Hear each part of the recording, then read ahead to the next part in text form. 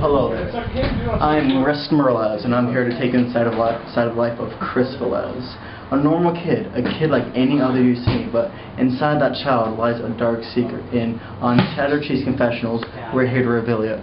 And now I'll take you inside this den of sin, this den of thieves, for where the truth comes out and lies are nothing but a lie.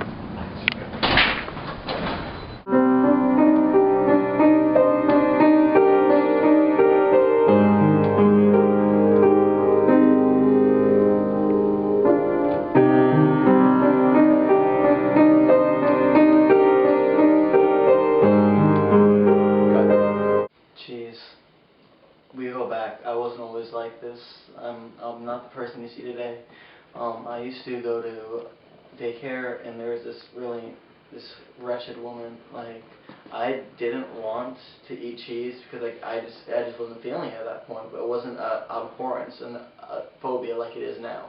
But like, so she saw that, and instead of like saying, "Oh, this child just doesn't prefer cheese," I'm just gonna give him like straight cheese. So like, and while kids were eating ham sandwiches, I was eating like she was just giving me cheese, and like it was basically force feeding, and I just like the same woman. When I couldn't say dessert and I wanted dessert, I said dessert. She gave me a cup of dirt. Naturally, I didn't eat the dirt, but you can't give a child dirt or they turn out like me.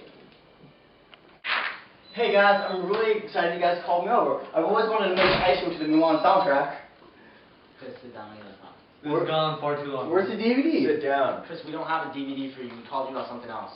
I don't understand. Well, you'll understand in a sec. You're ruining everything right now. Chris, please sit down. There's nothing to be worried. Your friends are just very concerned and they want to talk to you. I want you to know that this is a very safe environment and everything will be perfect. Surprise, faggot. It's me, your father. After 32 years of shame and living with knowing that you're alive, I'm finally back to confront you, to whip you into the man that you've always been. This cheese thing is ridiculous and you need to stop right now. There's a reason when I wake up in the morning, I think of how much I hate you, and it's this. Prepared to change your life and be the man I've always wanted you to be.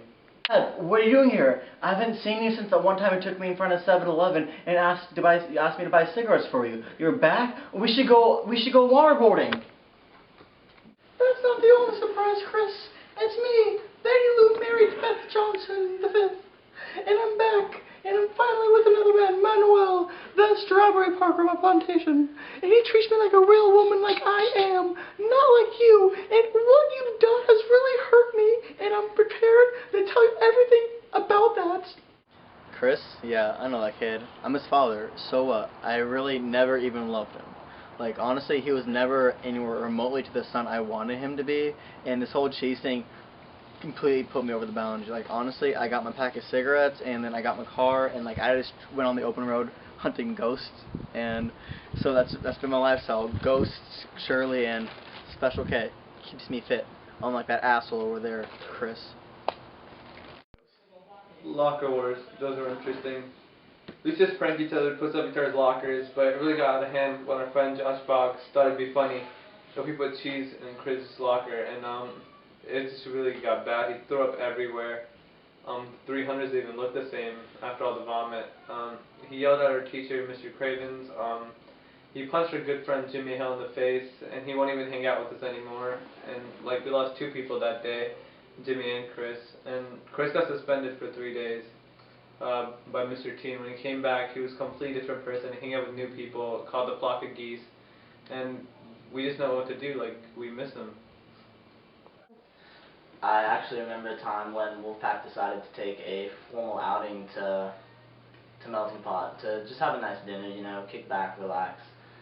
And everyone was down except when we invited Chris. I remember he just wouldn't go. He refused to go, knowing what the food was like there, being cheese and all. And so we went to the dinner, and we come back. Ashley, I remember, was talking about the dinner with us, and Chris was there, and Chris just flipped out on her. He just went crazy. Everything got out of hand, and like, that's just how it was with him every time we hung out. Like, just things things weren't the same. And, yeah, we didn't even know him anymore. Chris, yes, we used to date for 4 years. He was the love of my life, but he's not the same because of his cheese thing. I really loved him, but one time when I came home from walking to cheese, he beat me. He beat me so much. And at first I thought it was my fault, but then I realized I don't have to be beaten, so I left him. And I just miss him, and I want the old Chris back without the beatings. When I met Chris, I don't know, he had such malice towards cheese. We were eating at lunch one day, and I took out a cheese sandwich, and he actually punched me in the face. I didn't know what I did wrong. It's actually breaking up a friendship. Fuck you, Chris.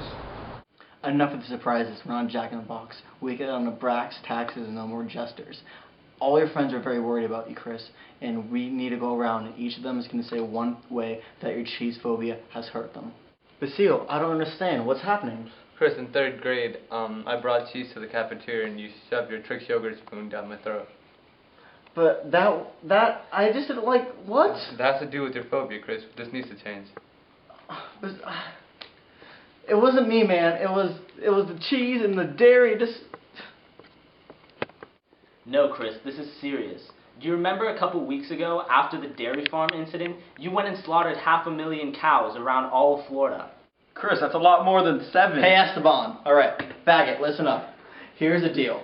This whole cheese thing, it's nothing. Like, honestly, it's dairy, and it's just you're just a bunch of dairy bullshit. Whoa, Mr. Velez, we need to watch language. Family television. This is a safe environment, and you're not making it safe. Chris, do you remember that one time when my dairy farmer mother came in from Bavaria and she brought a prize goat with her? You remember what you did to that goat? They're still finding its body parts in the pantry. Like, honestly, I get it. You don't like goat cheese, but that's no excuse to use a string bean as a weapon against a goat. That doesn't even make sense. You can't even physically do that. It's not strong enough. But you did it. And I'm sad. A sad woman. Chris, we've gone around the room and we've each expressed all of the very deep, dark problems that they have with your horobophobia. And I think, from knowing you, I think you're ready to kick the habit. And that's why, that's why I brought this. Mr. Velez, will you do the honors? Hey, Chris. I've been really hard on you for abandoning you because you're a whole roasties for a son, but honestly, I think you're ready to be a man. And you won't play that game of catch I never gave you. Here's a shot, Tiger. You earned it.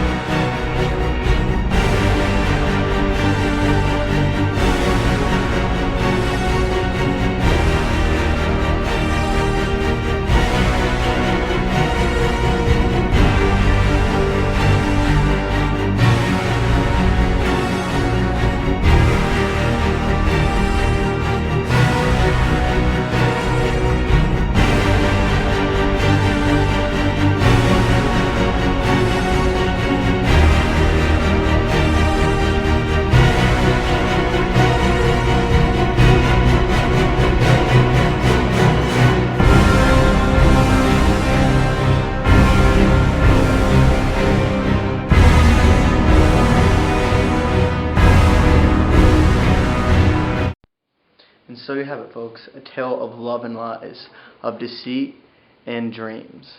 But it's not always a horrible tale because our hero prevailed in the end, and he'll be much stronger for it. Later in the coming years, Chris Velez becomes a successful dairy farmer / Nicole Kidman husband / Jessica Alba lover. But that's a story for another day.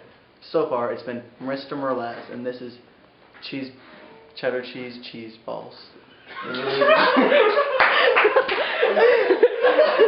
Break it down. I was working late on my Haftorah when I heard a knock on my bedroom door. I opened it up, and to my surprise, there was a werewolf standing there with glowing gold eyes. He said, tomorrow, my son, you will be a man. But tonight's the time to join the wolfing clan. Tomorrow you will stand at the beamer and pray. But tonight, let's gaze at the moon and bathe.